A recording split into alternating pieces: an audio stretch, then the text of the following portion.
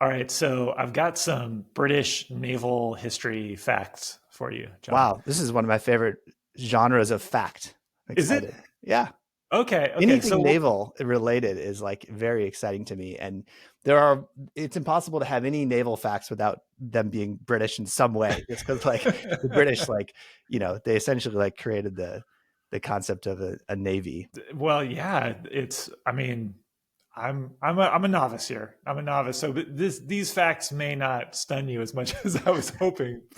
But so you're familiar then with who Horatio Nelson is. When I say Lord Nelson, Yeah. you know exactly who I'm talking about. Yeah. But I didn't know who he was until I was in London, and this is a number of years ago. But I was in London with Luke, my son, and we were at the actually it might have been the whole family. Anyway, it doesn't matter. But we went to the Naval Museum there in Greenwich, Oh, cool. and they have his all the stuff on him, including uniforms that he wore, like the uniform that where he gets shot and killed in. They have it there. Wow. He's a very interesting character, and for any listeners who don't know who Lord Nelson is, he's kind of this giant of a historical figure who led the British to all of these tremendous naval victories in sort of the era of Napoleon. Yeah. And if you go to London and you see like Trafalgar Square or Nelson's Column, those are related to like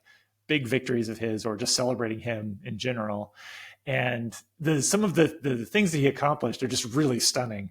These just victory after victory after victory, where the odds are against him. And anyway, I'm listening to this series on him, and it's really interesting. But these couple of things that I found very fascinating. One was that a big part, they say, of his success as a leader and as a in his battles was that at that time the captain of the ship in the British Navy was responsible for provisioning the ship. Hmm. So it was their job to get the food, the what kind of food are we going to have, all that stuff. It wasn't just everybody gets the same thing.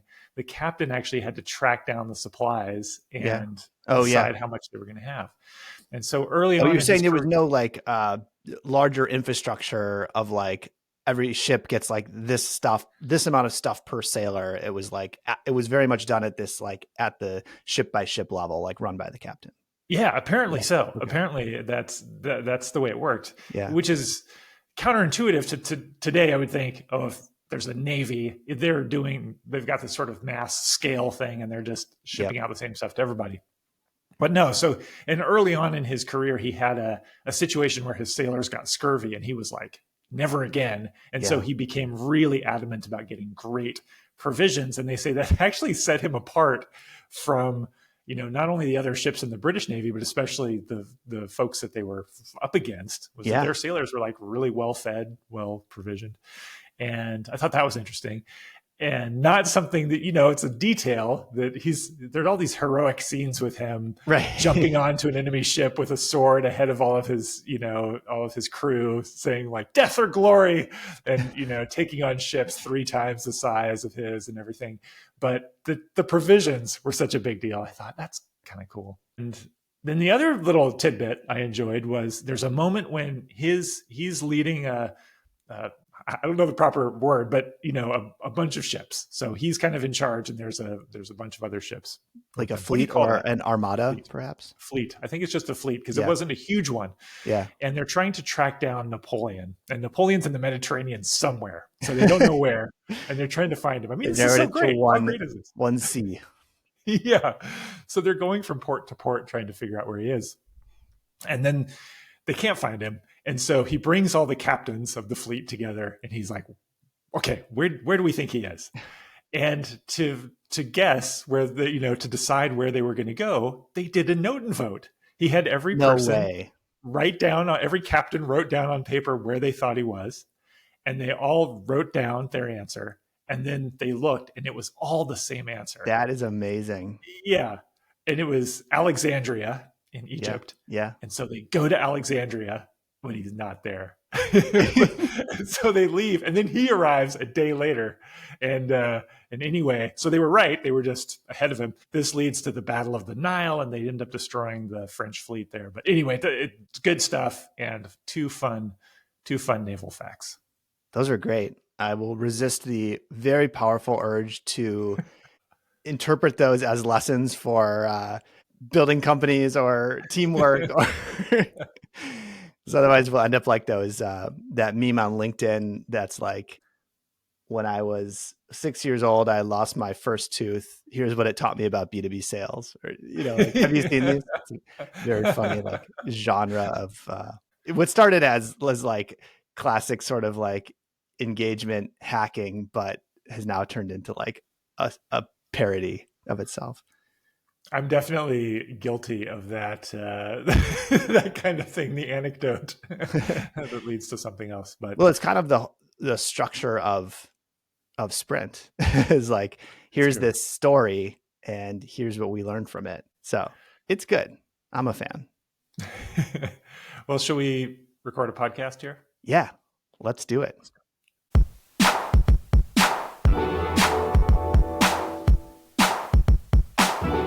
This is Jake and Jay-Z.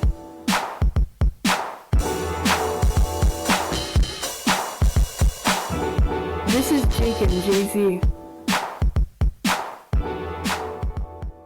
Welcome to episode 9 of Jake and Jay-Z, our weekly podcast about design, startups, technology, marketing, product, naval history, other topics that we hope you find interesting. I'm Jay-Z. That's Jake over there. We are the founders of Character Capital. We are the authors of Sprint and Make Time. This is our podcast. And before we get any further, I would like to ask you a favor. If you're watching this on YouTube, I want you to subscribe so that you find out when we release new episodes. If you're listening in Spotify or an Apple podcast, I want you to open your phone and look and hit the follow or subscribe button.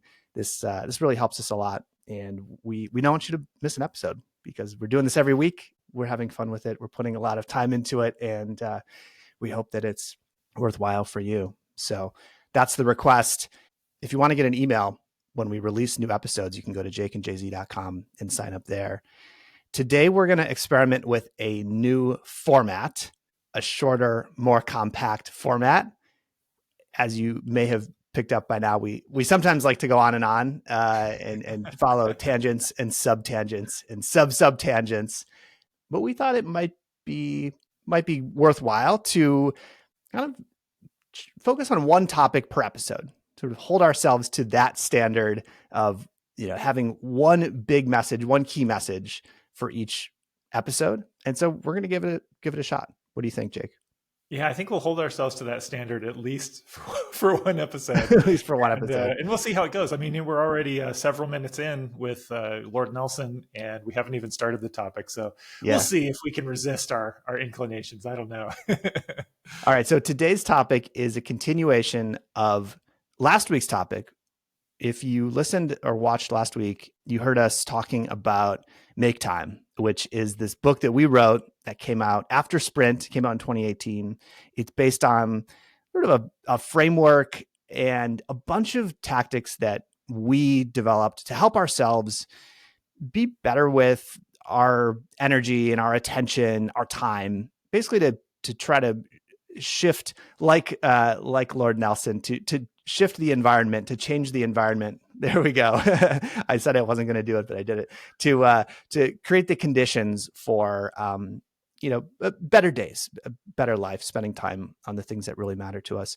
We talked in depth about the highlight method, which is this idea of starting each day by choosing the one thing you want to make sure to make time for. It can be something urgent. It can be something satisfying. It can be something joyful. It's 60 to 90 minutes of this is the one thing I want to really prioritize in my day. Today, we're going to continue the discussion and talk about, I think, an equally important tactic, which is sort of it's the other side of the coin from the highlight method. So if the highlight is all about saying proactively, here's what I want to do, this next tactic is about defensively setting things up so that you don't get distracted and randomized and pulled into a million different things. And Jake, this is one that you came up with a long time ago now, and you introduced it to me, and I was skeptical of it at first. Will you introduce the distraction-free phone? Yeah, I will. So the distraction-free phone came to me as an accident, or I should say I came up with it just out of frustration, not sort of calculatedly thinking about what I ought to do. But the sort of backstory here is that I got an iPhone. I think not immediately when it came out. I was in Switzerland at the time working for Google, and for complicated telecom reasons, it wasn't easy to get one at first. But when I finally got one, I was so excited. And in fact, I remember for a while before I could get an iPhone and use it, I had an iPod Touch, which also launched at the same time and was like the iPhone, but not a phone. Yeah, but, yeah. It was so like anyway, training wheels for the iPhone. Yeah, so I was ready when it finally became an iPhone. I was really ready. I knew how it worked. So I loved the iPhone, and as every successive app would come out for it, I'd install it. Great. Oh, Facebook's on the iPhone now, awesome. Oh, there's Google Maps now, awesome. And this was sort of novel in those days because when the iPhone first came out, it was only Apple's own apps, and then within maybe a couple of years, Apple launched the App Store, the ability for other people to create apps.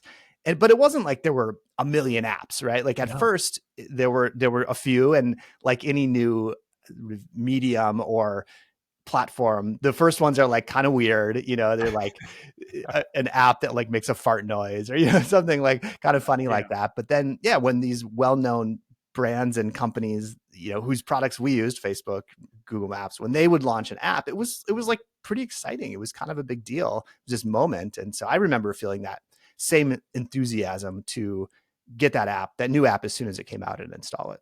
Yeah. You'd be like used to using this thing on the desktop, and then you'd think, oh, what's it going to look like on this new shape in this tiny little form? What's that? How'd they do it?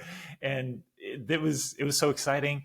And I remember Instagram came out, and I'm sure that by the numbers, there were like a lot of apps, but nothing compared to today. And it would feel more like, in the same way that if a movie came out in the 1980s, like everybody saw it because there just weren't that many things to do. When an app came out, everybody would check it out. So over time, those first few years, the apps started to accumulate on the phone, and I had my, ESPN app, and I had, like maybe a couple games on there.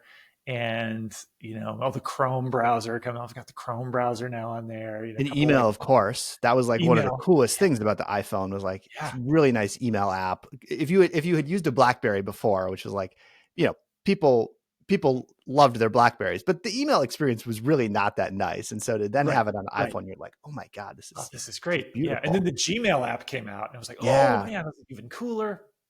So anyway, you get the picture. I've got apps on my phone. Probably You're don't excited have to, about it. Yeah. I'm excited. Yeah. And this also corresponds with a period of my life, which just from really the time I had started working, I was never well trained for the jobs that I've had in technology. I never came into them with the right background. So I always felt like chip on my shoulder. I don't know what I'm doing. I've got to figure out how to make things work. And a part of my formula for that always was, how do I get really productive? So I'm using my time as efficiently as possible at work. And then when I became a dad, that just cranked up. It's like, I really wanted to spend time that was meaningful with my kids. So being as efficient and productive as possible with my work time was the way to do that. And so the phone, great, that's this tool I can take with me everywhere and get stuff done, be productive.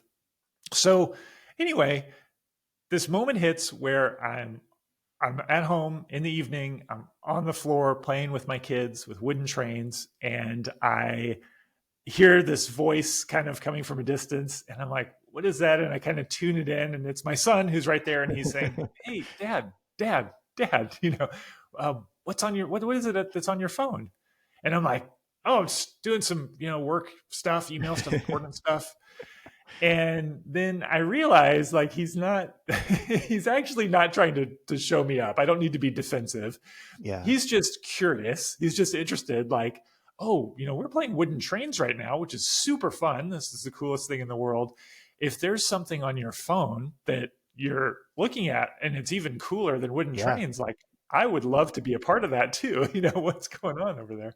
And I don't know why just that moment really struck me. And I was like, I mean, because I didn't even know why I was holding my phone, to be frank. Like it had just, I put my hand in my pocket and pulled out the phone without thinking, and I didn't Yeah. even really know what I was doing. And I was just unaware, had just kind of checked out, right? It's not a terrible thing. It's not, people do this, it's not a terrible thing. But Yeah. it just struck me that like, oh my God, for years now, this is because like my son was probably, I don't know, like 8, 9, something. My older son, my younger son's like 2 or whatever, like maybe a baby, maybe we're talking 8 and 0. But I'm like, for all of those years, I've been trying to do things to get myself in a situation where I'm more present with my kids, Yeah. where I have more control over my head and my attention. And the phone, which I saw as this tool to do that, this futuristic like gift that would allow me to do all of these special things, had just become like, had gotten right in the way of it. Yeah. And all of my efforts to like react as fast as possible to everything at work, they were making it so that I could never let go of work.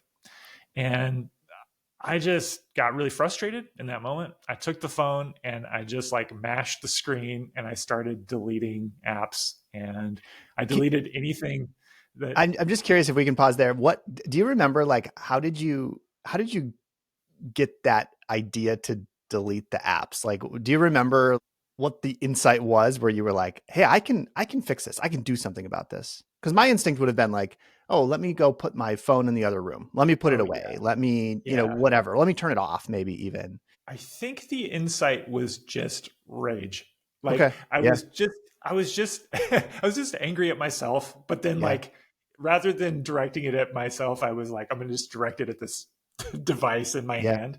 Yeah. And I just thought like, this thing is stupid. I'm stupid for putting this on my phone. I'm stupid for paying attention to it. I'm going to delete it.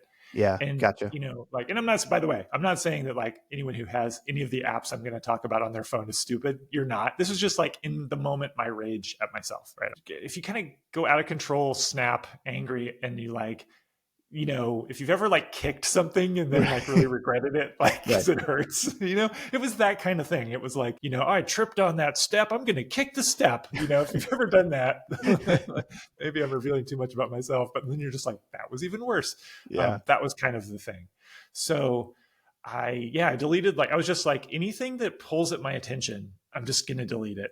And I deleted like, it was like, first I'm just deleting like games, deleting like, sports news, and deleting like the Chrome, any news apps at all, because all of those could always potentially have something on them that might pull at me.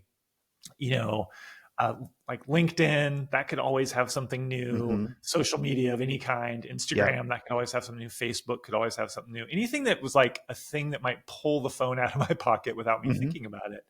And then, I figured out you could turn off the browser. You could actually like shut off Safari on the iPhone. And then even email. I remember looking at email and being like, oh my God, like the Gmail app. I worked on the Gmail team at the time. And I was like, no, screw it. I'm going to delete this. I don't need this. And so, so I just deleted all that stuff, just still in the rage. And then there I was with like, nothing left on the phone.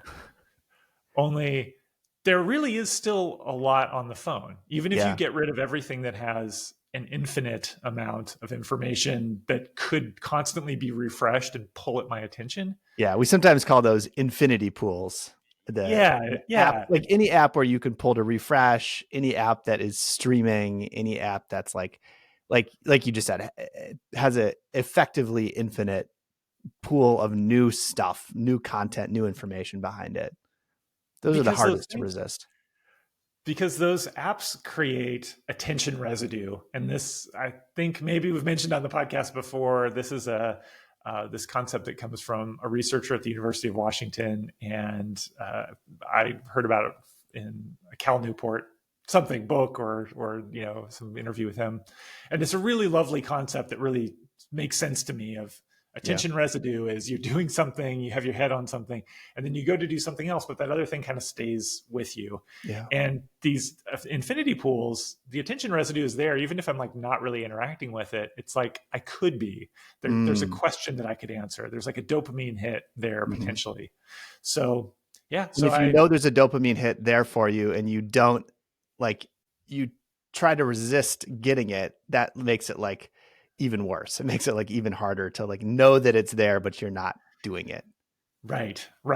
Yeah. So it's taking up real estate in my head. The phone without those apps, here's what I had left. I had music, which, I suppose technically there's infinite-ish content on there, but it doesn't pull in the same way. It's not like I'm going to be refreshing to see if my favorite band released a new album. Like it probably didn't just happen. And there's, podcasts, which again, infinite content, but it comes out slow enough and there's not that many that I'm into at any given time. Didn't feel the same. Didn't feel like it was pulling at me. There's utilities like the calendar, there's the camera, which is an amazing part. I mean, remember when the iPhone came out, it was, oh my God, a camera that's decent. And it even wasn't then, but just like, a camera that you can have in your pocket. How cool is that? The basics on the iPhone are really powerful. And then there's a category of app that doesn't just come with the iPhone, but it's not distracting in the same way. It's not something I'm going to go and just be like pulled into. Like Google Maps. You're not going to spend hours just like browsing maps of random cities. I mean, you might, if that's what you're into, then great, but it's not addicting or distracting in the same way that the Twitter app is, say. Exactly. It's not designed to pull me back and back and back. Yeah. So that was the big insight, the distraction-free iPhone. It's taking that stuff off. And like I said, it was not really premeditated or well thought through at first. Yeah. But what I realized right away was, first, there's this discomfort of, oh my gosh, I'm not reachable. I mean, I still could text, I could still take phone calls on it, but but what I realized was that it was not crucial for me to be reachable 100% of the time. And that I just felt this relief to not have that pull of the phone. So that's, in a nutshell, that's the idea with the distraction-free iPhone. And in Make Time, and we recommend this. So one of the inspirations for writing Make Time had been writing this Medium post about my weird experience with the phone and seeing that people were interested in it. And so here's that original post. The distraction-free iPhone, in a nutshell, is the notion of taking off any app that has infinite content that pulls at your attention, anything that feels like it's taking away from your ability to focus on what's most important. So in the last episode, we talked about the highlight, what's most important to you each day. This is a way to make sure that the phone doesn't become an obstacle to my ability or your ability to focus on that thing. And it's a practice that you can do on a permanent basis. You can take the things off of your phone and just leave it that way. Some people prefer to just delete the app or apps that bother them temporarily, and then bring them back when they're ready to go out of that focus mode. So either way, it's just seeing that, hey, a lot of our distractions have consolidated onto this little device, and we have the ability to just pull those off when we want to. And so you mentioned like you can do this forever, or you can do it sort of in waves. How did you do it? Like that from that initial day when you removed all the apps in a fit of rage, did you freak out the next day and reinstall them all? Did you immediately love it? Like what happened next? I immediately felt like, oh no, I'm going to miss out. Yeah. And I decided that I was going to try it for like an hour. Like I did it. And I guess maybe because I didn't want to feel even more foolish, I didn't want to just like install them again right away. So I'm like, well, let's just put it aside, put it back in my pocket, and just see what this is like for an hour. And then it like was okay. And then I was like, well, maybe I'll just leave it off for tonight, see what it's like in the morning. And it was still okay. And then I was like, well, maybe I'll try. I remember I had to go back to work the next day. I was like, well, maybe I'll try like not having them on for the workday. I mean, when I'm at work, I'll have access to a Yeah. computer, so I can do stuff then. And then I don't know, like it hit 24 hours and I was just like feeling better. Like it just felt like a stress, relief. And so I just left them off. And essentially I've left them off since then. Now, not 100% of the time. There are times when I need to have email for a trip. If I'm traveling, sometimes I'm not going to have access to a computer when I need it. And I'll install an email app on my phone. Mm-hmm. Or I'll really need to look something up and I'll go into the browser, install it.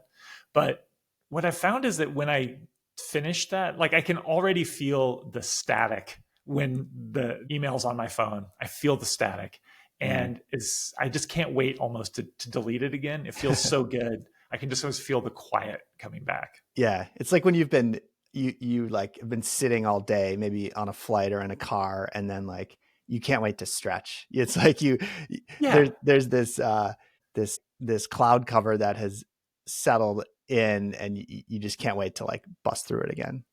Yeah. And, you are talking about this like what it feels like because you ended up trying this. What was your experience like with it? I think that at first, when you told me about it, I thought it sounded kind of crazy. And I remember having the feeling that like I didn't need it. I was like, oh, I don't need that. Like, I'm fine. Yeah. Like, I mean, I don't have kids, so I didn't relate sort of, 1-to-1 to like your experience. Like, I didn't have this overwhelming sensation in my day-to-day life that I was too distracted, or I was unable to spend time on important things. And so I didn't feel like the same level of fury that you felt, but I did try it because by this point, you and I had been talking a lot, trading notes a lot about different tactics and hacks for making better use of our time. So I tried it. And for me, it was less of like fixing a problem and more about gaining some additional upside. And pretty much right away, I felt an incredible sense of space in my ability to think deeply about things and to work on things without that little tug of, hey, there might be something interesting over here. And you mentioned a few minutes ago that you went to work the next day and you were like, well, let's see what this is like without a phone that has a bunch of apps on it. And I remember having that sensation a couple of times too, where it's like I would go a period without looking at email or without checking in. And then when I would like, get my computer out, open it, like go to my email. I was like, oh, everything's totally fine. Like I didn't actually need to be checking email every 5 minutes. So that was how it felt for me. And today, the state of my phone is that I have no social media apps on my phone. I have no news apps, no games. I've never really been much of a gamer, so I don't have any games. Yeah. The only infinity pools that I have I have YouTube installed, and it's starting to be a problem. Like this is so weird because like YouTube has been around forever. I helped design YouTube channels.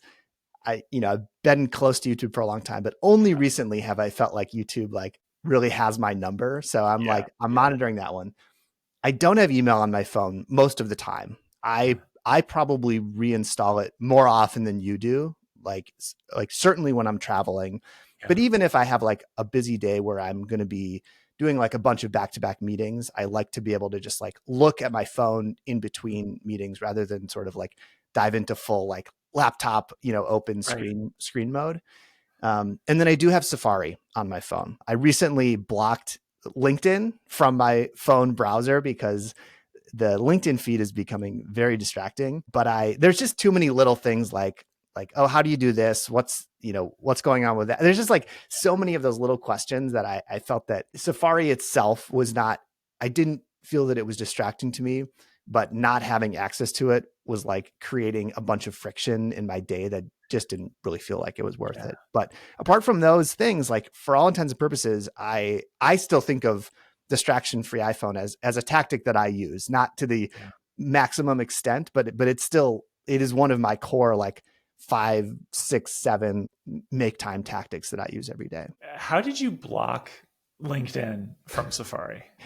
It's so if you go to settings and then you go to, this is circa December 2024, and Apple has been making it harder and harder to find these settings over the years. But so for what it's worth, settings, screen time, and then there is an option that's labeled like apps, media, and web settings or something like that. And then inside of there, you have to turn on block adult websites. Okay. And then you can add a URL. You can add a custom URL under that section. So it's like block adult websites turned on. And then below it, it's like never allow access to. And I just put linkedin.com in there. Okay. And so, yeah, if I try to go to LinkedIn on my phone, which I still do just out of muscle memory sometimes, it says like, it's just a white screen. It says you can't visit this website. I mean, LinkedIn is definitely an adult website. There's no kids. Kids do not want to be on. That's a good point. Yeah. It's a different definition than probably. Not what they meant, but very, very appropriate. Yeah. I have a question for you. So we work with founders all the time. That's sort of, I think, where we spend most of our time is like talking to founders, working with founders, trying to help them design better products and figure out how to market those. And I wonder, because I struggle with this, how do you deal with the sense, whether it's real or imagined, the sense that like, since we're in a job where we're sort of, in service of founders, like how do you deal with this feeling that somebody might need something, a founder in our portfolio or a really time sensitive, new investment opportunity, that somebody might need something and you're going to be too slow to respond to it in a way that is, maybe it's negative, specifically negative in that moment, or maybe it's just sort of this adding up of cumulative negative impressions where it's like, oh man, like I can never get Jake, when I need him, or I can never get Jay-Z when I need him to like give me some feedback on something. Like, how do you deal with that? Totally. Well, the short answer is text messaging. But the longer answer here is that there's a great myth that nobody says, and maybe nobody would say, but I certainly accepted as the phone became a part of my life as this thing that was like shiny and cool, and then started to have more and more cool stuff on it. I started to think, I have to have this, and I have to master all of these ways of communication and be on top of them. I have to be on top of how I present myself on LinkedIn, how I present myself on Instagram, how I present myself on Facebook, how I present myself as a fast email responder, how I present myself in all of these different places is necessary for me to be worthy of my self-worth is dependent on those things, and all of these new places, new arenas for me to present myself kept appearing, and none of them shut down. They never get to cross one off the list. You just have to keep adding. Yeah, and of course this is like from the past. So now, of course, if you're listening to this now, you're thinking, well, there's other places too where you should be presenting yourself on TikTok and Threads and whatever. Twitter, I bet you're not on Blue Sky yet, are you? I'm not even on Blue Sky yet, right? So, and I think there's this fundamental thing with all of that is it's not really true. We're not, for one thing, we can't. I think there's an expectation that I'm going to be on top of everything, and it's just not realistic. And it's crazy making. Like to try to be on top of everything will certainly make me crazy. Did make me crazy. And does. And I mean, still creeps in and pulls at me, and I have to resist. Like I have to resist the idea that I'm a person who is always on top of his inbox. Mm-hmm.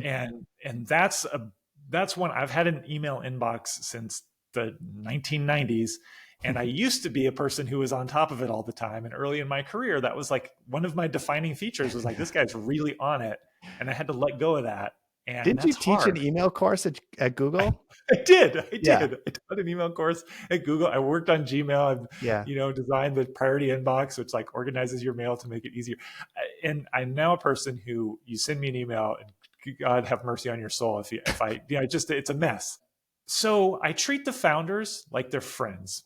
And I love the line of work that we're in, because I can blur the lines between this idea of like work and life a little bit and just say like they're friends, and they're not family who I see every day, but like if my friend needs something, they should text me and I'm going to get back to them like I get back to a friend. And I try to tell them that like, hey, like just text me. I'm not always responsive on email, but I'll see it as fast as I can. And don't ever hesitate to ping me more than once about something, because I'm not totally on it, but I want to be there for you. I want to help you out. And I think that works, for me and in our work that works. And I kind of think that in many categories of information work or whatever, like at least an element of that will work. Yeah. It seems like there was a couple of interesting insights in your answer. One is that we should be very clear about the people that matter, the relationships that matter, and how that's different from these spheres of influence and responsiveness that we feel an obligation to, that those are actually different things. Many social apps in particular are designed to conflate those two things to make it feel as though the people we are presenting ourselves to or interacting with on social media are the real people that we care about. But usually those are not like the same thing. And then the other insight I picked up on was like, for the people who do matter, treat them more like you would treat your friends, treat them like real people, where the best way to communicate is through these methods that are very personal and intimate in some ways, instead of routing them through the sort of mass channels that are more engineered for addictiveness and distraction. There's a memory I have from being a kid. My dad was a prosecuting attorney in our county, and my mom was a teacher. She taught high school English. And I can remember, this is before email, before the internet. Just imagine such a world. And I can remember them when work what did was, people when they do were busy all day? Yeah, what was going on? When work was busy for them, if there was something funny going on at school that my mom had to deal with, or my dad would have these criminal cases. It's a really great murder case that we'll have to talk about in another episode. But they might get a phone call at night or on the weekend, and they'd be talking on the phone. You can picture this phone with a cord going into the wall. They'd be talking to a person from work, and these people from work were like friends. So they existed in this very much simpler universe of communication modes, where you're either talking to a person in person, or you're talking to them on the phone, or maybe you write them a letter. But it's like there's not multiple millions of modes to talk to people. And those people, like my dad's colleagues, my mom's colleagues, they were people who were known to my family. Like they'd hang out sometimes. You just would see those people. They were real people. Like they weren't just work people. They were people. Yeah. And I think there's something to that. It's hard to craft that if you work at a company with tens of thousands of people. Your team is this giant team. Like maybe it's harder to craft that, but that's really a delight if the people in your life are just people, and you're not constantly thinking, is this work? Is this not work? So this is the original post that I wrote back in 2014. 10 years ago. 10 years ago. Yeah, 10 years ago. And look at the shape of that iPhone screen. Yeah, look at that. It's really, Ardio? Like I looked at that just now and I was like, what? That was an old music service app. That was an amazing music app. This is quite a time capsule, but that's what my phone looked like at the time. If you're listening, the apps on my home screen are Google Maps, Ardio, which was like Spotify, reminders, and the weather. And then in the doc, you had phone and messages. Yeah. So very, very simple. Anyway, I kind of talk about how to do this, in this post, and the people really liked it. This is a lot of people tried it. And then I wrote one later. So in 2018, so now this is 6 years ago, but even more people liked it. Like this was like twice as popular as the original one. This was very popular. Yeah. In this one, I kind of got a little bit more into, here's the story. I've got to pick some drawings of, the moment when that I described earlier, when I realized that I was kind of checked out from the most important part of my life because of the phone. So here there's this at the bottom of this post, and we can link to this in the show notes. At the bottom of this post, I have this kind of visualization for me of like what the difference is in terms of my attention. And it's like, if I'm doing a big project, and whether that means doing a sprint with a startup, or I'm doing a writing project, or, even recording this podcast or whatever it might be, if I want to be really focused on something, I could kind of visualize that as like this big, like golden block of attention, right? It's like, like attention takes a block. And in the previous episode, when we talked about the highlight, that's kind of a way of thinking about the highlight as like this 3-dimensional like brick of attention. And then I had this idea of like, suppose that I have a pyramid building contest. Like I need to build a pyramid out of these blocks, because if you're going to write a book or do a whole design sprint or whatever the thing might be, you're building a pyramid of some size. Like you have to collect a lot of those blocks together to do. It's made up of a whole bunch of smaller but still significant blocks of attention. 60 to 90 minutes at a time, they add up to a lot of time, to something really significant. Yes, exactly. And so I felt like this was kind of, in essence, the version of Jake who has everything on his phone. He's gonna not make as many bricks as the version of Jake who doesn't, because like when I sit down to do something, just as you described, John, it's like, if it's not pulling at me, there's a better chance I'm gonna make the brick and stack it on the pyramid. That's just kind of one sort of simple way of thinking about it, is the version of me who's app free, who's distraction free on the phone, is going to be slightly ahead of the other version in terms of paying attention to what matters to me. And so that's kind of how I think about it. And that's what hopefully keeps me focused when I might not otherwise be. Yeah.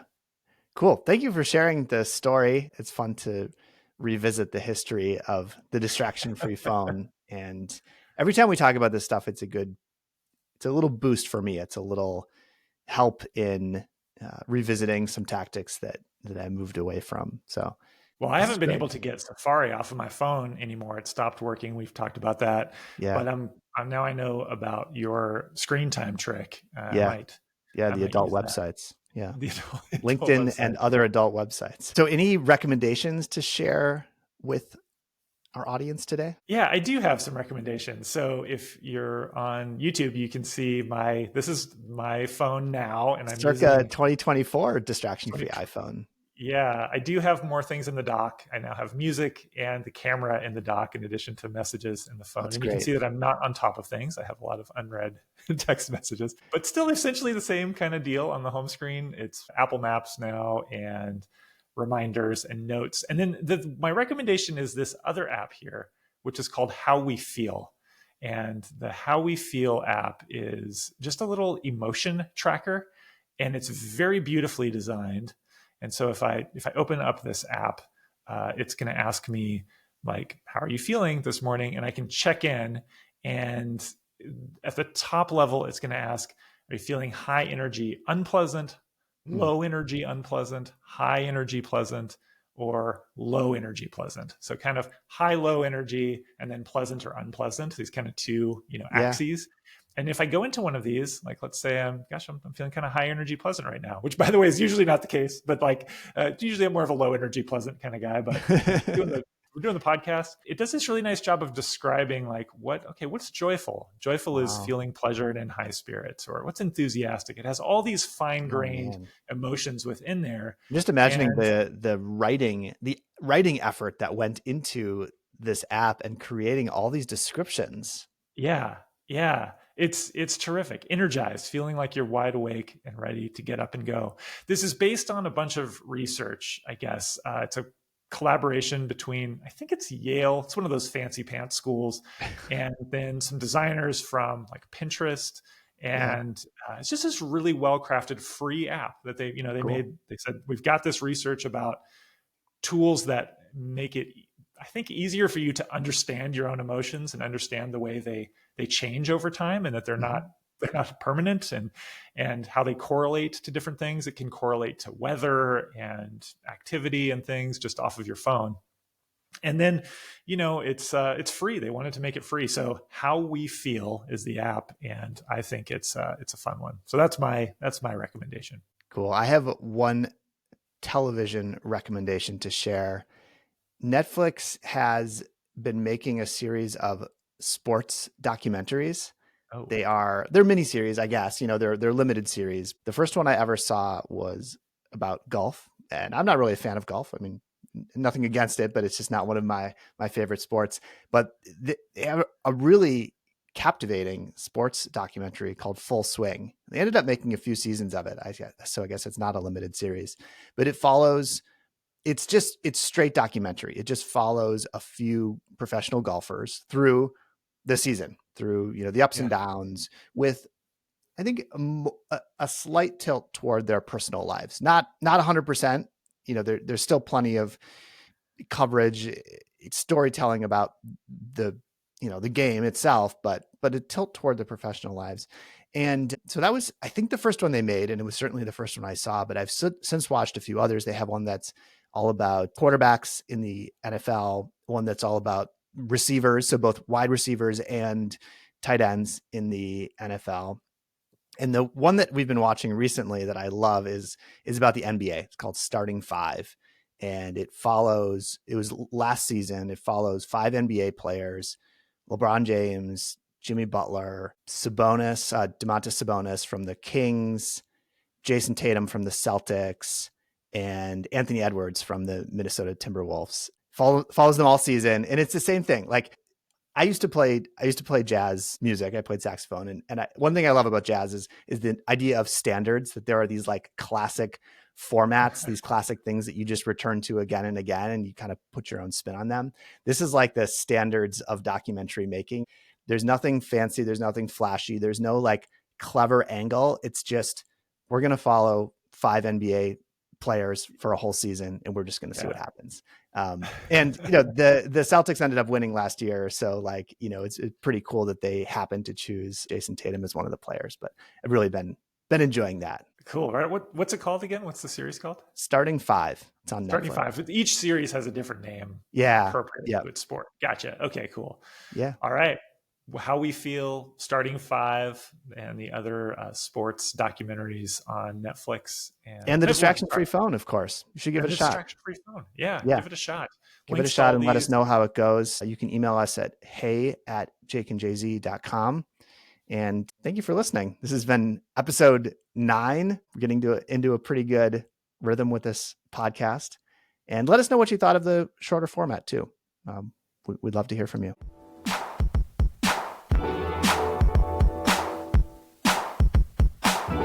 This is Jake and Jay-Z.